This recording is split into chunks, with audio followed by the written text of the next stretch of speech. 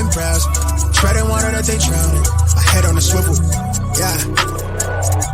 It's only really my surroundings.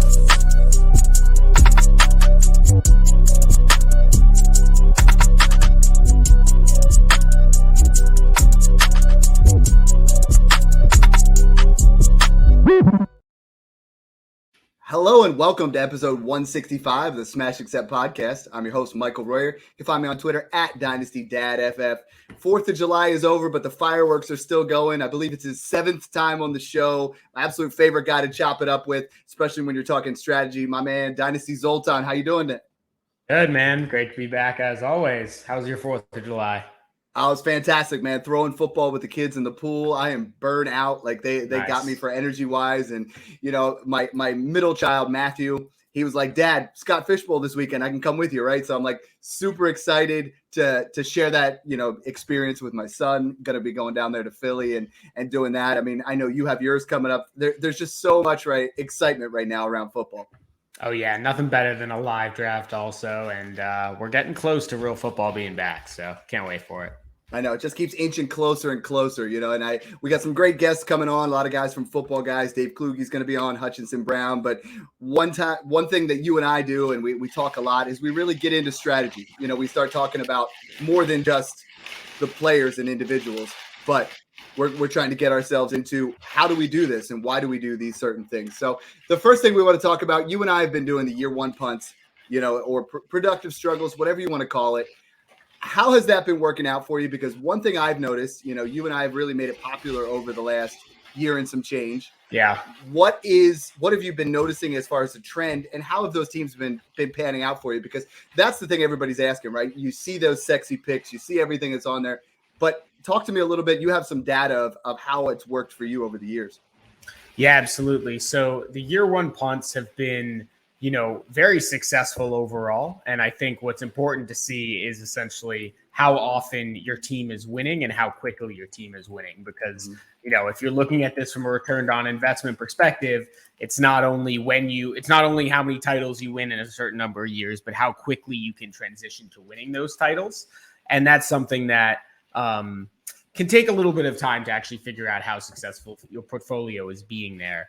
So I'm actually just pulling up this tweet. Sorry, 1 second. But one thing that I have noticed this season is that it is getting slightly more difficult to do the 1 year punt, which is something I definitely want to get into as well, because especially when talking about trading for future firsts, it's become very difficult to do that. So I know you've been in a few startups recently. How have those been for you? Have you been able to acquire future firsts? It's super difficult. Now, again, the guys that are in the Smash Accept leagues, they listen to the podcast. So it's like a matter of doing these startups with guys that are literally listening to the blueprint and trying that out themselves. I have not witnessed in the last three I've been, I haven't witnessed anybody leaving with more than 324 firsts. You know, In 2023, there were guys leaving with 5, 6, 7, you know, on the regular. Right now I'm seeing everybody's kind of holding on to them. And that's why, you know, we're going to talk about it in a little bit, where I've kind of come up with a different kind of strategy here, where I think, you know, kind of consolidates and gives you that, mitigates risk at the same way as it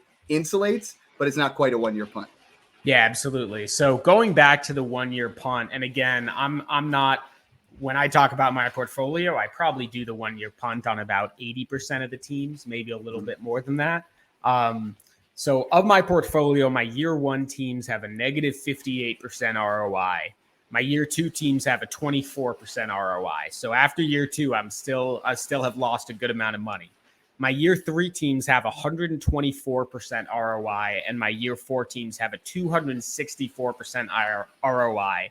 And I've won 22 out of 24 leagues I've been in for 4 or more years, which is basically how I want to look at things. And why I tell people, listen, this is a year or two of pain. And especially if you are joining, let's say, 3 leagues every year, you can afford to have 3 leagues be in some pain.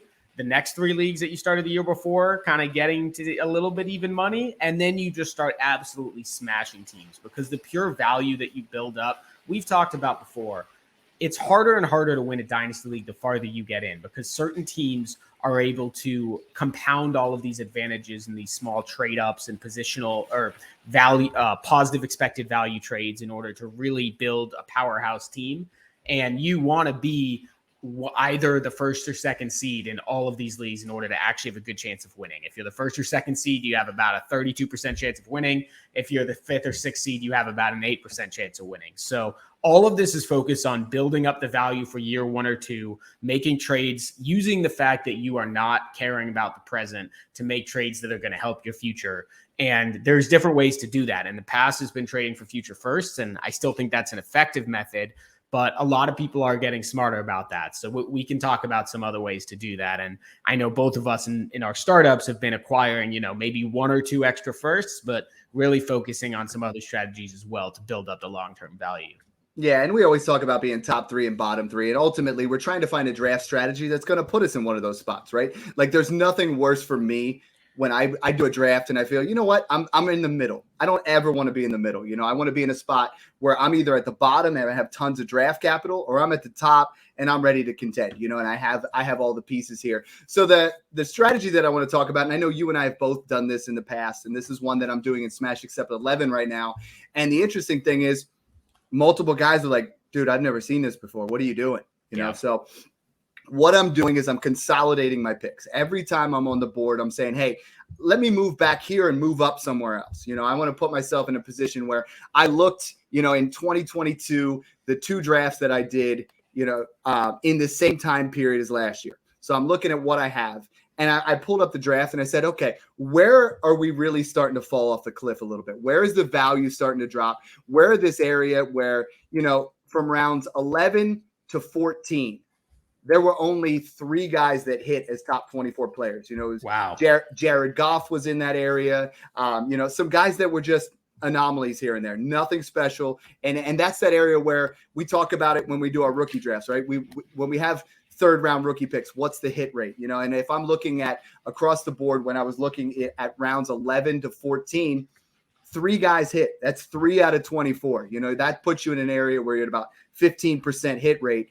I want to push myself into that area where I'm looking at round 7, 8, and I move my assets out. So I'm kind of mitigating my risk and moving back patiently, because you and I both have done this. The key to a 1-year punt is the patience, right? It's a matter of just being able to move back, accumulate value. In this particular strategy, I have consolidated to this point. We are going into round 8.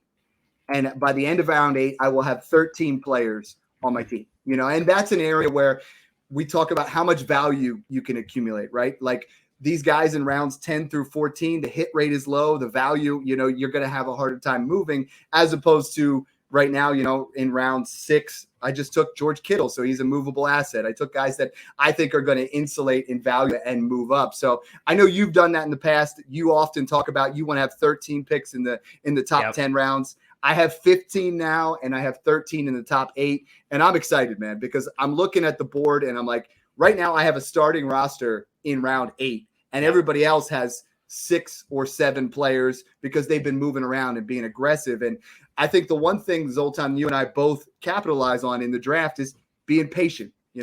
Adam Armour, great guy. He put out his Smash Financial, put it up there on the Patreon about time versus money. And so many people in the drafts, they just see the here and now. Like I want to move up and get this guy. I want to move up and get that guy. I want to move up. And you and I just sit back and try to accumulate that value. Yeah, exactly. And there's a few advantages that you get for doing that. So you made a lot of good points. One that I want to start on is the fact that there aren't really a lot of great players after rounds, 10 or 11. So you looked at that in terms of 2022 production, which is, of course, important. Let's look at that in terms of dynasty value. So right now, out of running backs taken after RB24 last year, only 2 of them, Tony Pollard and Ramondre Stevenson, are currently in the top 15. Yeah. Only 1 wide receiver taken after the top 30 last year is in the top 20 wide receivers, right? 24 wide receivers right now, and that's Christian Watson.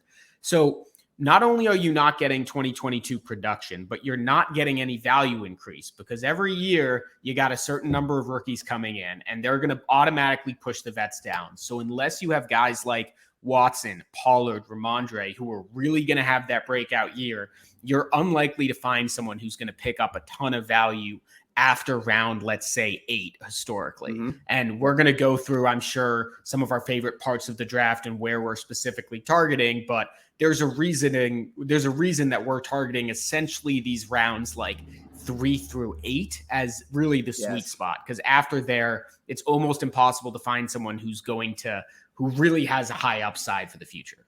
Yeah, and you're absolutely right. The 2 rounds that I targeted the most, or 3 rounds, were the third, like late second, early third, the 5th, and the 8th. The 5th is just chocked full of wide receivers that are going to gain in value. The 8th is just filled with value that guys just keep slipping that are going to be instant production. So while we do this, the one other thing that I really want to, hammer home is we're not just doing this blindly. People are asking me, where did you pick these numbers out? And you talked about it from the Dynasty value. I talked about it from their production, and both of them present a situation where it's not a win situation. You're not trying to put yourself into getting multiple picks in that area. So let's start talking about some of these trades. Yeah. And, last time I had you on the podcast, we were talking about Breece Hall, right? I mean, big time. He's our number 1 running back. By him and Jahmyr Gibbs are going to ball out. And you said, hey, I wonder if you can get a first and Hall for Bijan. So I'm at the 111. And let me preface with, this type of draft strategy works perfect from that late first. Yeah. I'm not advocating, if you move out of that top 4, you got to build yourself up. But if you get in that 111 area, everyone keeps coming. They're like, Dad, do I stretch for Deshaun Watson here? I mean, do I take a running back like Bijan Robinson in the first? And I have the 111 and 202, and I would have taken Bijan and Deshaun Watson. And just to say, for those people who haven't done as many drafts, it's the 111 because the top 10 is pretty chalk. I'd say in 99% of drafts, you're going to get the top 8 quarterbacks, Jefferson and Chase. Absolutely. Almost every single time. So I got to this point and I said, all right, we talked about Breece Hall. So I'm at the 111. Let's move back. Let's start this whole process. Let's see what happens. So the guy at 206 offers me 206, his 24 first in the 1307. For Bijan in the 111. The difference between, the 1111. So the 1111 and the 1307, minimal distance. Those are guys maybe worth somewhere in the mid to late second, and that's a giant tier. So we move back, essentially getting, the 206 and the 24 first for Bijan, to move up 7 spots. I'm all for that. So at this point, I haven't made the decision that I'm going to try this consolidation strategy. I'm like, ooh, year 1 punt. Let's do it, right? Yeah. I move off Bijan, and I get to that 206 range, which you and I have agreed in the past. That second round is pretty fluid, right? Like from 202 to 210 is almost the same player, like value-wise. Yeah. Very similar in there. So I make that first move. I'm pretty excited about that. Then we get to the 202, and a guy comes up to me and he goes, all right, I really want Watson here. Let's make a play. And I was like, all right, let's do it. I already started this thing. So I give up the 202, which is Deshaun Watson, and the 206 at this point, which he takes Chris Olave. So I give up the 202 and the 206 for the 209, the 304, and the 502. Just a matter of being patient right now. So then I, at 209, get Breece Hall. 304, get Kyler Murray, who, again, I just can't fathom why he keeps falling this far.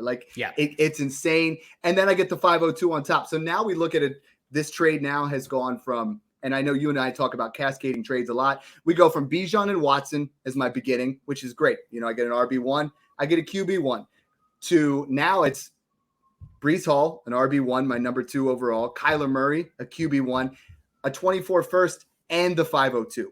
And then I gave him the 1202. So I'm moving up 7 rounds. Yeah. I'm getting a guy who's really close in value in my estimation. And then I'm just going to be patient with Kyler Murray. So that's like a cascading trade to move myself back and start this entire process. And you and I have really said Breece Hall and Kyler Murray are 2 guys that just are only going to ascend in value. I mean, at this time next year, would you be shocked if Kyler Murray's in the same tier as Deshaun Watson and Hall's in the same tier as Bijan Robinson? No, I mean, they're basically already there for me. I have Kyler above Watson and Hall, just a little bit off Bijan Robinson. I think the thing to me is that, it's one thing to look at these trades after the fact when you've selected players and a guy like Kyler and Hall fell, which is great. But what you're doing is other people are saying, okay, I need Deshaun Watson. I need Chris Olave. Yes. Well, you're saying, okay, whether it was Kyler who fell to the 304 or Amon-Ra St. Brown or whoever, or Dak Prescott or Bryce Young, it doesn't matter. That was my thought is, okay, I'm going to get Jahmyr Gibbs or Dak Prescott, right? That was where I was. And I was like, you know what? I feel really good if those guys, I mean, a lot of times when you and I look at making trades, we're not blindly saying 304. We're not blindly saying 209. You're like, who's going to go in that 209 range? Who's going to go in that 304 range and have 2 or 3 guys? I mean, that's how I always look at it is if I'm moving to 209, who are the 3 guys ultimately that might fall in there? And at least one of them is going to. Yeah, and I actually have, which is, of course, the nerdy way that I do things. I actually have a formula to figure out who is going to fall and how they're going to fall. And this is something I've developed over time. So basically what this implies is depending on what pick you're at, how many players are going to go that are in between the current pick and the future pick in ADP compared to how many players are going to go out of ADP.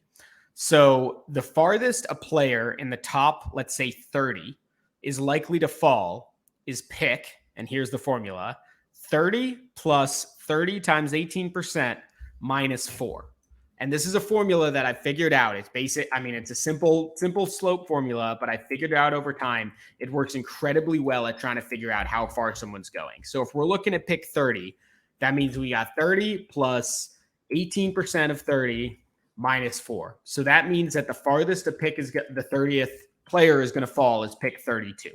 So if I have 30 players who I have in my rankings and who are in that top 30 of ADP and I need one of them, I'm not going to trade down below pick 32.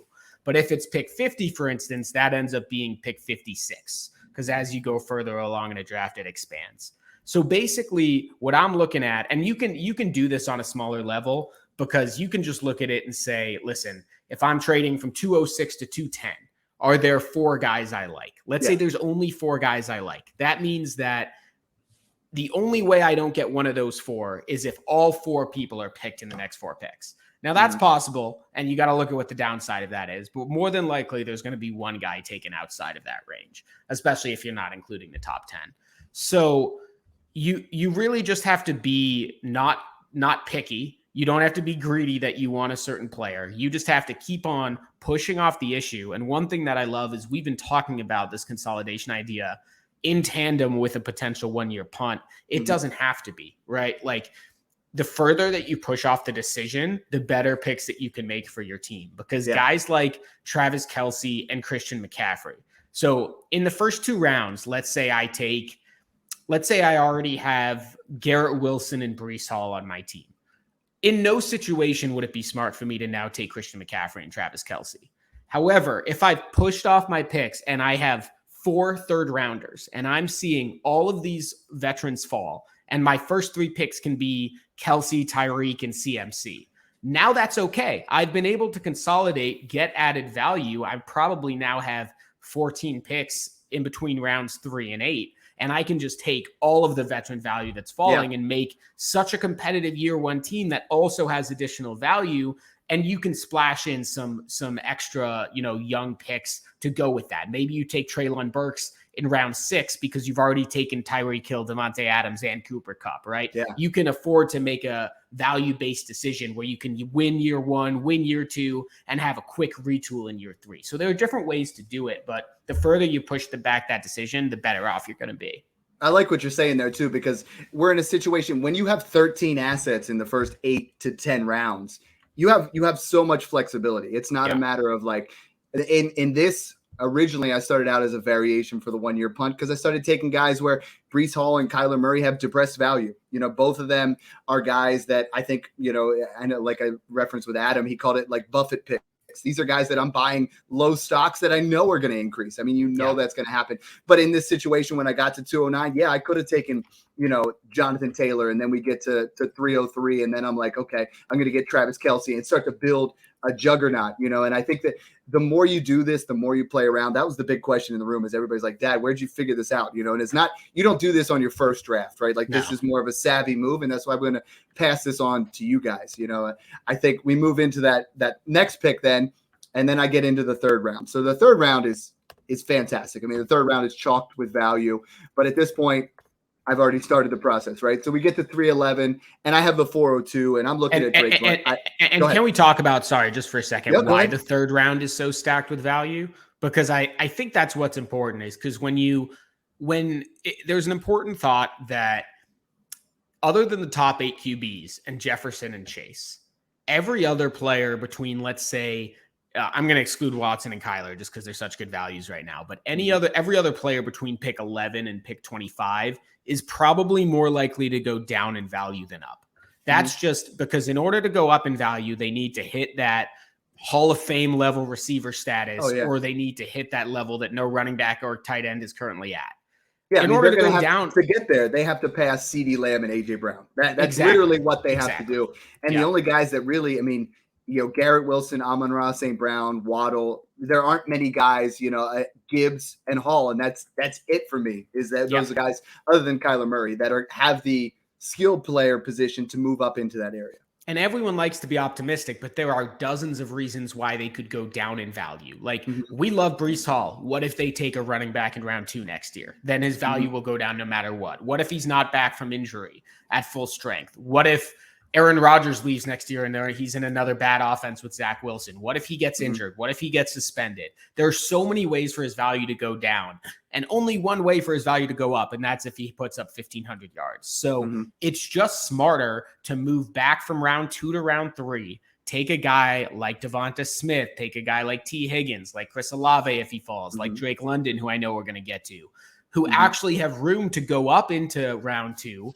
And their flat value floor is much closer to their current value. So it's just, you get players. And to me, it's really around pick, 40, where you don't have this anymore, where you have a pretty high value floor and you have an absolutely gigantic value ceiling. And to me, the last players that fall into that are basically like JSN, London, and Mark Andrews. Yeah, I'm totally with you. And it's the third round, ultimately rounds 3 through 6 are where those guys are going to really make the most value moving up, right? Because you can see a situation where we're going to talk about Christian Watson in the 5th round where he ascends in value. You can see a situation where, a guy like, Javonte Williams moves up, or Jerry Jeudy, or some of these other guys. Other ones, that's where you really start to get value too, because people start to figure out by the 3rd round what their direction is going to be. Rounds 1 and 2, almost every single player there is young and talented. I think once you get to rounds 3 through 5, it's a matter of like, do I want to win now? Do I want to move into this situation? And at this point, I'm like, okay, I'm not here to win now. It's not a super big deal. I get to the 311. I'm debating. I was like, okay, I could take Drake London here, but he's historically right now been falling in that 402 to 404 range. I'm at 404. I'm going to play around with this and see if I can do it. So I trade the 311 and the 1307 for the 407 and 903.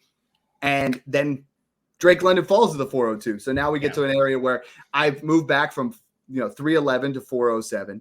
And then I move from 1307 to 903. And the gap between 311 and 407 in comparison to 1307 and 903 is considerably higher. But I know when I was going through the process, and sometimes you were like, you got to look at the tiers, right? You're not blindly doing this. If I move from 311 to 407, I'm looking at this particular situation. It's like T. Higgins to DK Metcalf. Not the huge, absolute, massive movement there. But for me, I'm just trying to move. As opposed to the 9th round, you're looking at James Cook compared to Chase Brown. That's a pretty considerable move where James Cook could hit in that 9th. Chase Brown, that's a lot more of a stretch. There's a lot more going on there. Or Jacoby Meyer in that area. And it seems like this year the depth is so much worse than in previous years. And I know these things change, especially as there's injuries. Because if you think about it, when a player gets injured, that lifts like the overall value of the player pool, if you think about it. Because let's say, last year when Breece Hall got injured, he's still valuable. And now Zonovan Knight and Michael Carter are valuable. So it brings 2 new players in the picture. Maybe the total value is the same, but the number of valuable players changes. So it gets deeper.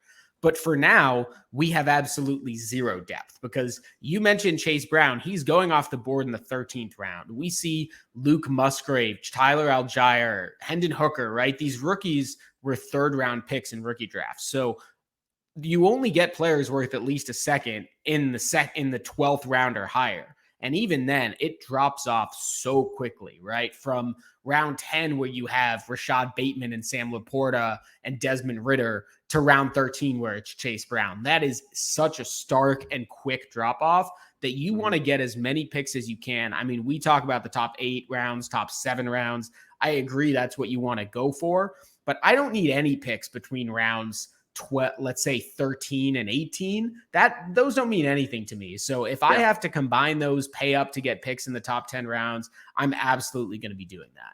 Yeah, and I have a 14th rounder and then nothing again till the 18th, because I'm looking at, aside from, I love Sky Moore's value in the 13th and those guys that we talked about last time. And if you guys didn't catch the podcast where we were talking about, drafting running backs in this area, when I get to that 18th round, there's not a huge difference for me for taking, Kenneth Gainwell or Jerome Ford, as opposed to taking, Jalen Warren and Deuce Vaughn 3 rounds earlier. You're just stacking handcuffs. You just said those names. I didn't even know which 2 were going before the other. Like, right. It's like 3 rounds difference. Exactly. Yeah, it just doesn't matter at all. And back to what you were saying about the tiers of dropping from the 3rd to the 4th. I think especially if you can stay in the top 6 or 7 picks of the 4th round, I completely agree with that. Once you get to the 4-5 turn, I think there is another drop that occurs. But if you're comparing the 307 Saquon Barkley to the 408 Josh Jacobs, I actually now have Josh Jacobs higher in my rankings. Last season, he put up more points than Saquon Barkley ever has. He's a year younger. He doesn't have injury issues.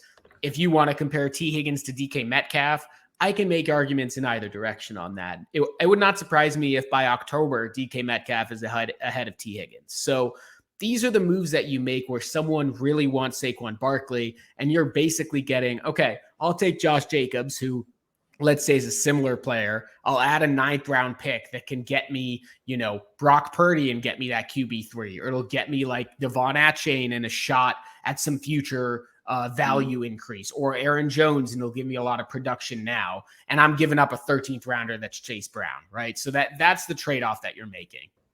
Love it. So we move into the 4th round then. Now we start to, when you really look at the 4th round, I mean, the 4th round right now is chocked full of veterans, right? So depending on what your move here is, you look at the 4th round and you see Cooper Kupp, you see Austin Eckler, Josh Jacobs, Devontae Adams. Depending on what your draft is, maybe Nick Chubb goes into that area, Devontae Adams goes in there sometimes. These are guys that, potentially you're only taking if you're win now, right? Like these are guys that you're moving into that area. So for me, I come up to the 407 and Cooper Kupp's there. I love Cooper Kupp, right? But in this particular situation, I'm like, I can move back. I like some guys in that 5th round. And so this particular trade, I traded Cooper Kupp at the 407, the 802 and the 911 to move back to the 502. So move from 502, 611, and 902. So I move up 9 spots in the 9th. I move up a round and a half from the 8th to the 6th. Then I move back to 502. And then I take Christian Watson. And they're like, if you look at Christian Watson, our boy Alex Caruso put this out today. Chris Olave and Watson each put up 2.25 yards per route run, 25% target share. The other 5 players to do that all finished top 7 in year 2. I mean, Christian Watson is a guy that you've really turned me on to, where I debated between, in this particular draft, a guy took Judy ahead of me because, I love Judy. Yeah. But Watson fell to 502. And this is a situation where it's win, win, win. Right, I get Christian Watson, who will be worth more than Cooper Kupp. I have no doubt in my mind, especially for my build. Move up from the 8th to the 6th, move up in the 9th, and this is an area where I've already cascaded this from the original T. Higgins deal. So talk to me a little bit about Christian Watson, because when I drafted him, the room went silent, and they're like, that's not a dad pick. This isn't the guy that you should be going for. And then I messaged a bunch of other guys, and they're like, oh, I hate that pick. Why is Christian Watson not valued like a guy who just finished as the, over the last 8 weeks as the wide receiver 8? Like, why is he down in comparison? I know Aaron Rodgers is gone and Jordan Love's there, but people are starting to buy in on Jordan Love, but they're not moving the same way with Christian Watson. Yeah, I don't really get it. And I just talked about Christian Watson on a podcast I put out like 2 weeks ago with Daniel Harms on some breakout wide receiver candidates. I just don't really understand it, because Christian Watson did basically all that you could have wanted to see from him. And there was kind of mixed opinions on him from the community. He was going, as a late first last year in rookie drafts, going in the 7th round of startups. And he was just unbelievable last year. And people are nitpicking his game, saying, he's not the most refined receiver. He's not a great route runner. People look at that as as an issue. I look at that as potential. That's upside to me because Christian Watson was able to be a top 12 wide receiver in the second half of the season. He was able to be one of only 2 receivers ranked in the top 2 in QB rating when targeted, top 2 in contested catch rate, 4th in yak per reception, 9th in ADOT, 11th in yards per route run. He was just a top 12 wide receiver in most metrics last season, especially if you cut it to the second half. I'm not worried about Aaron Rodgers leaving because Rodgers was, he's obviously a very good player, but he was not the old Aaron Rodgers last year. He was the old Aaron Rodgers last year. So I don't think it might be a downgrade, but I think Christian Watson, even if it is a downgrade, that might be okay because he's such a ridiculous deep threat. I see his floor is so high because he's going to have these big plays. He's going to have these big games, and his ceiling is absolutely tremendous. I really think he could be the highest ranked of any of these 2022 drafted wide receivers after this year. And that's including Garrett Wilson and Chris Olave. I don't think it's likely, but it can happen. And he is so much cheaper than those guys are. It's like 3 rounds cheaper. Well, and when it's almost a full 3 rounds because Garrett Wilson's creeping up to that early second now at this point. Olave is creeping up into that mid second. Meanwhile, like I said, London and Watson are guys that aren't moving at all. And like that doesn't make a lot of sense to me. You're drafting Christian Watson at his wide receiver 18 floor, right? Yeah. Like this is a situation where I don't see a scenario where he drops, especially given the fact that there's 4 wide receivers who are going to be 30 years old. They're going to drop out of that, Exactly. So there's very little and situation. I have him projected as a top 18 wide receiver in 2023. And if he does that at age 23, he's obviously going to go up on this list. And you just compare, sometimes people get way too caught up in the situation and all of these metrics and stuff. Just look at his production. Even if you remove the touchdowns, just look at his yards compared to any of these other players from his class. He absolutely smokes them in the second half of the year. And there are times where that's, Elijah Moore and it's a bit of a myth, or there are times where it's Amon-Ra St. Brown and this was the breakout we all should have been catching on to. So I'm not saying it's a sure thing, but Christian Watson is such a good bet at his price. That he's a guy I'm definitely targeting in the 5th round as well. One thing I did want to say or kind of ask you is, let's say you've committed to a young build. Let's say your first 2 picks are Kyler and Breece Hall. And I'm looking at a draft I did actually hosted by Snoog, where I had 5 picks between the 2-6 and the 3-12. So I had 5 picks in the later half of the 2nd and 3rd round. And I started that with Dak at 2-6, Breece Hall at 2-9, and Jahmyr Gibbs at 3-2. Now I'm up at 3-6. I can't get a good trade back. And Christian McCaffrey falls. I ended up taking him. What do you think about that decision? I like it because you're not, by taking the quarterback and 2 elite young running backs, you've kind of, you didn't start out with 2 young elite wide receivers, right? You started out with running backs who have a shorter floor. I mean, if you took Dak Prescott, Amon-Ra St. Brown, and Waddle, either way there, I'm okay with that because I think Christian McCaffrey most of the time now is still going mid-second. So he's a value there. I think you're playing it that way and I'm all for it. I think Christian McCaffrey he's not a buy for me in most situations just because of the cost right now, given the age, but where you're getting him, what other running back, you're not into Saquon Barkley. You have Travis Etienne goes a little bit later, Kenneth Walker, you're in this area where you're not stretching there, there's nothing in that 3rd round that has more value. Once Kyle Pitts is gone, once Jahmyr Gibbs is gone, there's nothing else in that 3rd round that's more valuable than Christian McCaffrey. Yeah, and all those guys were gone. I'm definitely going to be looking to trade him because my next few picks were JSN, Burks, Kincaid, Trey Lance. So given how the rest of my draft went, he clearly sticks out on my squad. And there's only 2 or 3 teams who are probably going to be that interested in him because it's only the win now build. So I think the key have to be. Go ahead. It's being fluid, right? Yeah. Like you made that trade and it happened. You know what I mean? And it's not a big deal. And I'm going to reference some of the trades where I traded and I got veterans, but they're only going to go up in value. We talk about we want to draft players that are going to go up in value. Who's going to move up once we start trying to score points? It's the veterans, they are still good values. So, when you get to that area, we talked about it before, where you got to make a decision between Calvin Ridley and Zach Charbonnet, which one's going to go up in the next couple of weeks.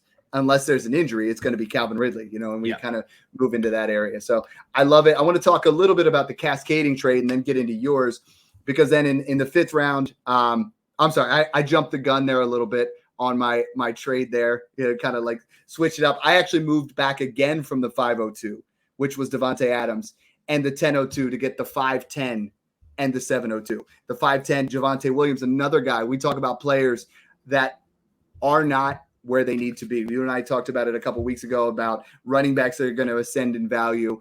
If he is healthy all season, we're again drafting him actually below his floor. We're drafting him at a spot where if he's ready week 1, he moves up a full round. If he has a good 2 or 3 good games early on in the season, he's almost a 3rd round pick. Like, I can easily see a scenario where Javonte Williams ascends quickly. He was going off as an early 2nd rounder last year. His ADP in my offseason drafts last year, and I didn't draft any of him because I already owned so much of him, was the 204. So you got to remember, he was that highly regarded of a player, and I agree. He could get back to that 2-3 turn pretty easily.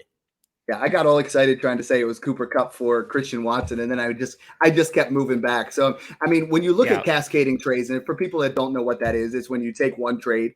And the biggest thing against Zoltan is like people are like, I don't like this player. Like we have to look at it as profiles. We have to look at it as values. Sometimes you trade a player and you cascade back, and in this particular area, I've made trades 3, 5, and 6 in this draft. I gave up T. Higgins, the 802, the 911, the 1002, and the 1307.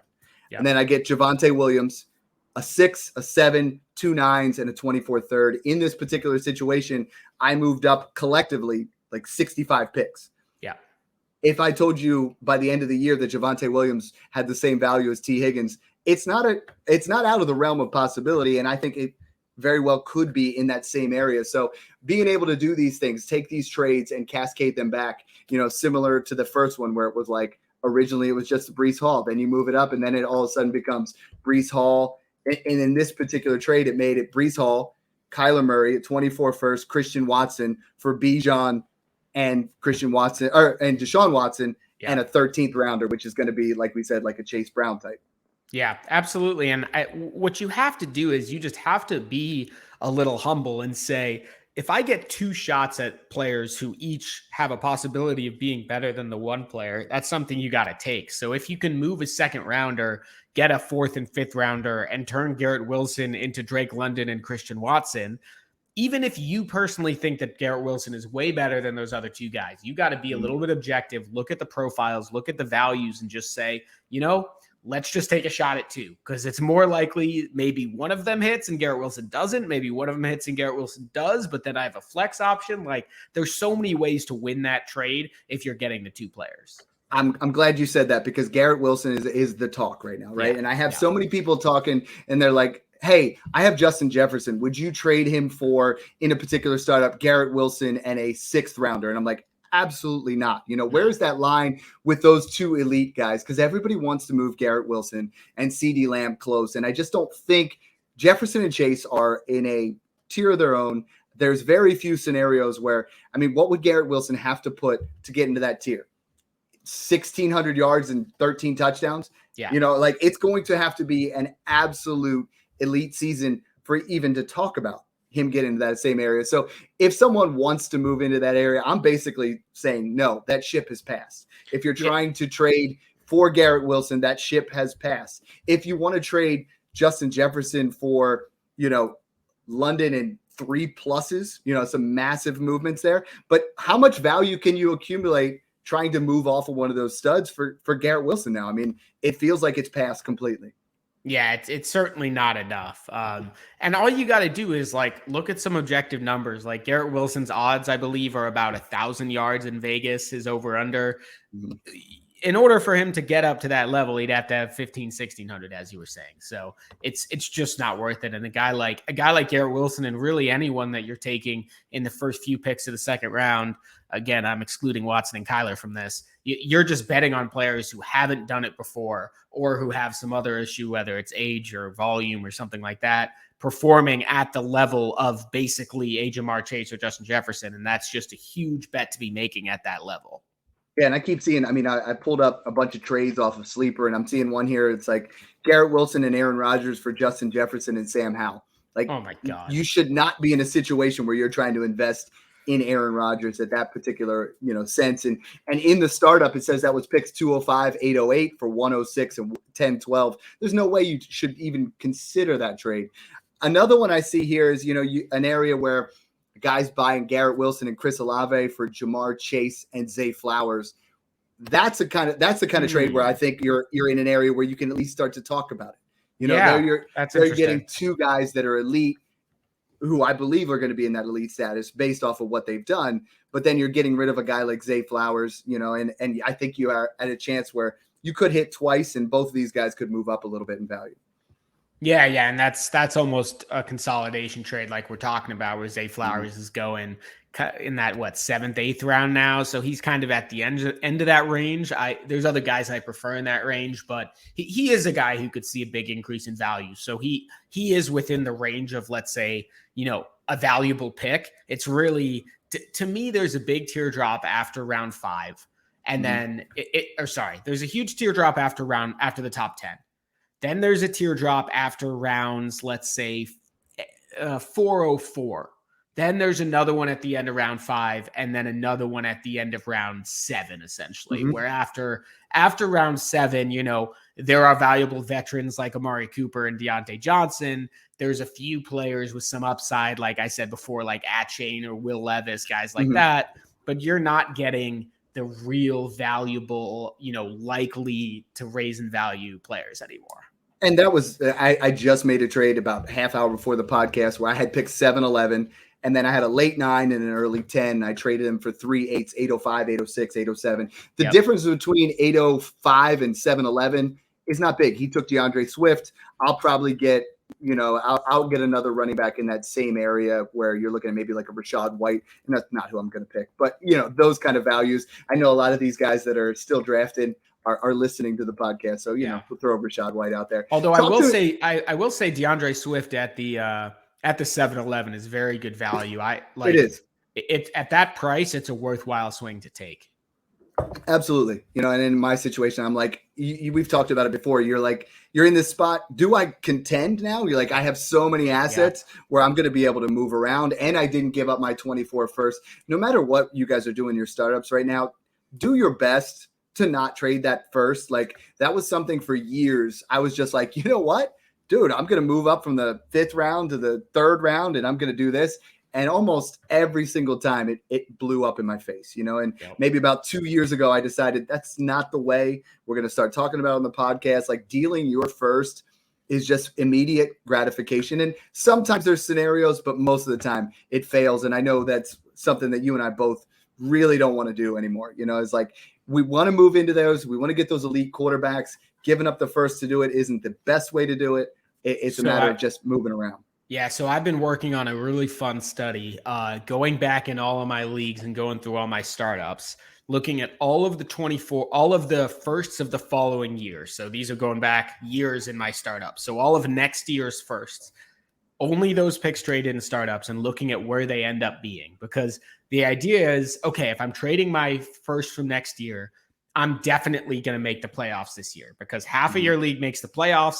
I'm giving up future value, which means that my team should be more valuable this year, combined with the fact that if I'm giving up my first, there's no reason to tank. So I should definitely make the playoffs, right? So I'll ask you, what percentage of teams do you think, if I were to ask, not you, if I were to ask the average person, what percentage do you think they would say would make the playoffs in this situation? 75 to 80. Okay. What do you think it's more like 50? Yeah, it's 54%, which is basically within margin of error of a toss-up. Yeah. So, there are other conflicting. But you set yourself up that the next year, then you got to dig out of a hole. So what this is to say is that if you give up your first, there's a good chance that it is. So there's an 8% chance that it lands at each spot. Just 100 divided by 12 spots, that's 8%. 7% of the firsts I've looked at so far ended up being the 101, which basically means you could get the 101 after you're trading your future first. It's just not something you should do. I promise you, if you look back in any of your startups, 5 out of the 6 people who traded their future first would not do that trade today. And right now it's going for a 6th-round pick. So which one of these guys, I always say when I trade my first, it's mid. If I traded, I'm going to call it the 105 to 108, and I'm going to play in that area. But I mean, which one of these guys in the 6th round are worth more than a mid first in 2024? Cousins, Kittle, Henry, Burks, Dobbins, Goff, Pickens, Swift, Goddard, Pickett, Jameson, and Brandon Ayuk. Like, which one of those are you buying for a mid 24 first right now? None. Right? How many of those guys out of that group that I just listed are going to win you your league? None. None. I mean, maybe Derrick Henry, but Derrick Henry, Dobbins go off. Yeah. But Kirk Cousins, you're buying a rental quarterback who's going to be a back-end QB1, but he's not going to win it for you. Kittle, we both really like him, but I mean, it's not necessarily league-winning type potential, So that's the tricky part about moving there is you're ultimately very little chance and there's other trades you can do. Like in a league I was just in, I traded the 304 for the 404 and a 24 first. And that's just an easy trade to make because like we said earlier, you're getting equivalent values there, right? The 304 ended up being Stephon Diggs. The 404 ended up being Jackson Smith-Njigba. So I'm getting a similarly valued player and getting essentially a free first thrown in there. And now that team doesn't have another way to improve their roster because they don't have future picks to trade. So overall, the best strategy is still to acquire future firsts and to not trade them away. But we're just giving some different ideas if you can end up doing that. In this particular strategy, I got to the 6th round and I said, hey, anybody want to buy? Because I had 3 6th, and ultimately I just kept moving them back because you got to zig when people zag. You can't just sit there and be like, well, Zoltan and Dad say you can get a bunch of firsts. It's starting to become more difficult. So now we need to figure out different draft strategies that are going to be able to get you into that area, and just keep accumulating, getting yourself to the spot where, again, we got to an area where you can also move up. I was in an area where I talked to you. I was like, man, do I take DJ Moore? Do I take Javonte Williams? And I ultimately took Javonte Williams, but I was like, I think DJ Moore is another guy who's ultimately being drafted at his floor. He had the worst quarterback play of his entire career. He's wide receiver 23. I think he's a scenario where he gets a little bit of a value bump here. So I just traded the 5'11 and the 1602 for the 506 and the 1807 for the 5'11 and 1602. Not much difference. I just moved myself up into that area. So, I think before we would start digging a little bit deeper, I mean, you look at what you're able to do in these situations. So the team that I have right now, just so we're on the same page, it's Kyler Murray, Breece Hall, Tony Pollard, Drake London, Christian Watson, George Kittle, Javonte Williams, DJ Moore. Right now, that is the team. All I need to do is draft. I need a super flex. I have 4 picks in the next 8. I'm in a spot where every single one of those guys has produced in the past. Every single one of those guys, is a potential breakout guy or a guy that will increase in value. How much do you look at that ahead of time? Like you and I are very good at trying to figure out who the next breakout guy is. We're not perfect. That's why we talk about insulating. That's why we talk about having 2 shots instead of 1. That's why this particular process is giving yourself more ammo at high level guys. But, Watson, for instance, or we talked about Javonte Williams, those 2 guys in particular, both breakout kind of candidates. How do you go about trying to make sure you're in a situation to get those particular players? Yeah. So for me, there's the simplest way to find players who are going to break out is find the players who are in the worst current situation. So whether that's due to an injury, a suspension, whether they're a backup somewhere, if they just got a bad quarterback or if they're a wide receiver that has a bad quarterback, if they're a running back with a bad offensive line or who's not being used properly, there are tons of different players who are in bad situations for one reason or another. Those are the players I typically find myself targeting. And there's more and more of those players as the season goes along. So one thing is, this isn't just a startup thing, right? You got to stay vigilant. When we hit August and September, every other week a running back's going to tear his ACL, and you need to be the person acquiring that running back. Yeah.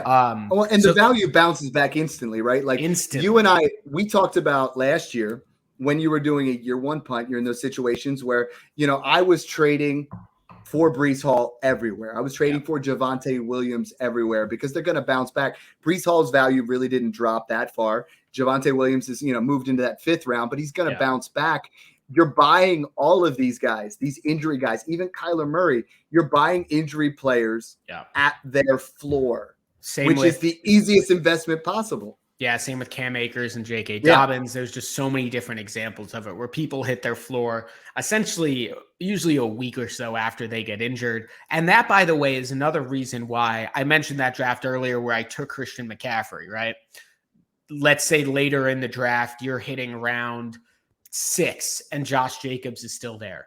Even if you're doing a year one punt, that's fine. Because if we're in the middle of the season and let's say Jonathan Taylor tears his ACL, and you are year one punting with Josh Jacobs, you could probably just flip those straight up, right? Like it's okay to have an asset or two that's a veteran team that's going to appeal to a veteran team. Make sure that it's at the right position and make sure you're not screwing up your potential points and your next year first round pick. But there are ways to do it where you can have players on your team that are valuable to others, and it'll still be okay. You want to move off those players as early as possible. So like that first 100%. injury, you draft James Conner in the 11th instead of Rashee Rice. Okay, it's a solid pick. I got no problem with that. But you have to understand that if you're trying to get max points for and Nick Chubb goes down, then you instantly attack the Nick Chubb owner and try to make a move there. Or, even better, a wide receiver goes down and you make your move that way. Everyone talks to me about when we talk about potential points, and I'm glad you brought that up because it's like, oh, well, you know what? I'm in the 9th round. I would much rather, or that's a bad example. I'm in like the 14th round. I'd much rather have this player than that player because he's going to score me points. It doesn't matter in your draft. You're drafting for value. You and I do that all the time. Like, if the right guy falls, you're drafting the value. You're not necessarily just drafting that player to keep him on your team forever. Yeah, no, absolutely. And it's as long as you trade a lot and as long as you're diligent about it and you're organized about it, you'll be able to get your potential points low. I mean, drafting a guy like James Conner over, let's say, Kendre Miller when you're punting, that's a dumb decision. But drafting James Conner over Chase Brown, that's a great decision because he just has more value. And by the time we hit September 5th, you're going to be able to make that swap plus, right? Now, I got to talk about one other one because, one, it's happening to me. Two, I think it's happening to a lot of people, is we talk about the super flex aspect, right? We know rounds, there's 14 guys go in the first, maybe 15 after Tua and Stroud go in the first 3 rounds. Then nothing happens, right? Like maybe Daniel Jones goes in the 4th, but then you don't have anybody go in the 5th, and then you start to get some of these guys in the 6th.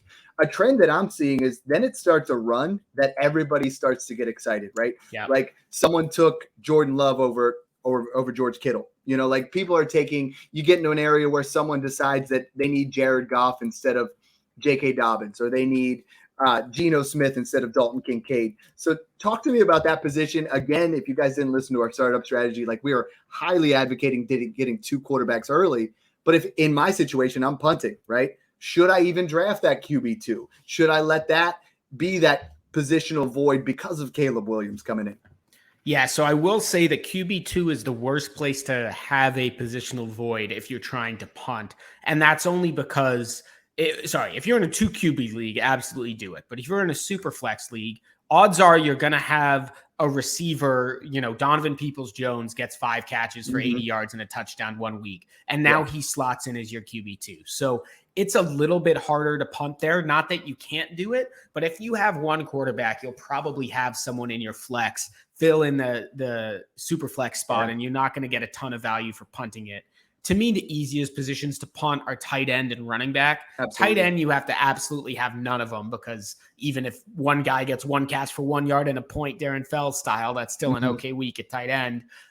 Running back is obviously super easy to do it. We've talked about how they lose value, but I'm okay not taking a QB2 because I think the values in startups are typically off. And if we look at that tier of QBs, so I just put out my QB strategy guide. And basically, if we look at the round 6 to 8 range, which is when everyone's getting their 2 QBs. So after the top 8 rounds, 25 QBs have gone. And what we have is we have the young guys. We have Kenny Pickett, Trey Lance, and Jordan Love. We have the old guys, Jared Goff, Kirk Cousins, Geno Smith, Russell Wilson, Derek Carr, and Aaron Rodgers. There are different opinions on who you should take within that specific group. But I think the ultimately best decision is if you're punting, don't take any of them because there's almost no chance that they increase in value. And even if they do, you have to pick the exact perfect time to sell because look at like Matthew Stafford, for instance. But realistically, a guy like Derek Carr is not going to increase in value. Even if Kirk Cousins goes to San Francisco, he probably won't. So I'm probably only taking Kenny Pickett, Trey Lance, or Jordan Love there. Personally, I don't like the values on Pickett, so I'll probably just take Trey Lance every time, but I'm okay completely punting QB2. Maybe I get a Will Levis for later on, but the idea is just to accrue value over year one, to almost be positionally agnostic, and you can just trade for one next year, right? Like there's going to be a team who thought they were competing with Derek Carr as their QB2. Next offseason, they'll sell him for an early second rounder. I guarantee it, right? It's not that hard once you get to next year and actually want to compete. But I think there's a big difference between going after Jared Goff in the 6th, where you're giving up Treylon Burks, or going after, Derek Carr in the 8th, where you're giving up Zach Charbonnet or Cam Akers. Like I think those are some areas. The guys that people keep asking me are those guys in rounds 10, 11, the Sam Howells, the Desmond Ritters, even Matthew Stafford goes in that area where it's like, are these guys Brock Purdy, Mac Jones? Like they're the guys that no one wants on their team necessarily, but at costs. I mean, you're almost looking at everyone after Kirk Cousins and Kenny Pickett as like guys that, we don't know what kind of window we're talking. We're talking about, is there going to be longevity for Matthew Stafford with injuries, longevity for Ritter and Howell with unknown situations, Will Levis, same thing, Aaron Rodgers because of his age. Like that's why a lot of people really gravitate towards Derek Carr, even Geno Smith in that area. Yeah, and I mean, again, just don't be picky about it, right? Like Jared Goff and Geno Smith and Kirk Cousins, like I have my preferences. Like I prefer Kirk Cousins, I prefer Geno Smith of that group. But ultimately, if I'm taking Russell Wilson at the end of the 7th, I prefer that to Kirk Cousins at the beginning of the 6th. So that's another great spot you can move down. One thing that I want to touch on is that we've talked about how it's become more difficult to acquire future firsts. I don't think that's the case with seconds. And seconds, the upside isn't the same, but they're so much easier to get because in a lot of leagues, if you trade a future second, you don't have to pay for that year, which can be a holdup for some people. And people just don't think of it the same way. So you can move down from the late 6th to the late 7th and get a second rounder thrown in there. And you're getting a player in the exact same tier. You might get the same player you were targeting. There's not a big difference between George Pickens and Zay Flowers, or between Terry McLaurin and Marquise Brown, or Jared Goff and Geno Smith, and all of these guys are going around apart. So you can move down, get a second. And again, if you look back at your draft afterwards and say, would I trade this player plus a second for that player? 11 out of 12 guys in your league would say no, but you were able to do it when it was just a trade slot and not a player. Yeah, and there's one guy in our league that has 4 seconds, and that is just equity that you can move later. We talk about it a lot where you can make moves where you do like you give Christian Watson or you give up a certain player, and then like right now, Devontae Adams and a 24 first for Christian Watson and a 24 second. You make some of those kind of moves for the right kind of deals. And I've been noticing a lot where everyone just wants to hype up where their first is going to be, but nobody really pays attention to the second. So like you go out there and get those seconds. 25 seconds are even cheaper. Like I think people are even on to the 25 first where they're easier to get, but they're not than the 24 first, but they're starting to understand the value of a first. And that just speaks to podcasts like yours, podcasts like ours, like people just generally as an entire community, just getting sharper and understanding, like when we did this 15 years ago, you were just listening to one guy on ESPN. Yeah. Now it's like, you're getting a ton of views. I know we could talk about this for hours, but I wanted to give you an opportunity here to kind of talk about this draft strategy, talk about, the draft guide that you're working on your Patreon. And as always, I mean, I love chopping it up with you, like our listeners, and I know your listeners as well. Like when we put together, it always comes out smooth. It's just what we're trying to put out. Yeah, man, for sure. One other thing I do want to say about this strategy is that if you happen to have a pick in the top 4, especially, it is just an absolute home run if you're trying to implement this strategy. You're able to do unbelievable trades cascading down. I'm talking about you can trade that top 4 pick, get a second, a 4th, and a 24 first, and your team from day one just has absurd value. It's why if you're in a draft where you get to pick your slot, commonly referred to as a derby draft, just pick as early as possible, especially if it's in the top 4. When it comes to 7 versus 10, maybe you prefer 10, but if you can get the top 4, definitely do it. I go into detail about which derby spots I prefer in my startup guide, as well as a full trade value chart for startup drafts, which I think helps a lot. I've been doing detailed positional guides, which quite frankly have gotten a little bit out of hand. I think my running back guide was about 22 pages long, but it breaks down literally every single tier, every player, what you should be targeting, different builds you could pursue. To me, I think it's just the most comprehensive way you can address a startup, whether you're going the year 1 punt or the all-in strategy. So check out my Patreon if you're interested in that. Check out the Dynasty Zoltan podcast. I had Dwayne McFarland on.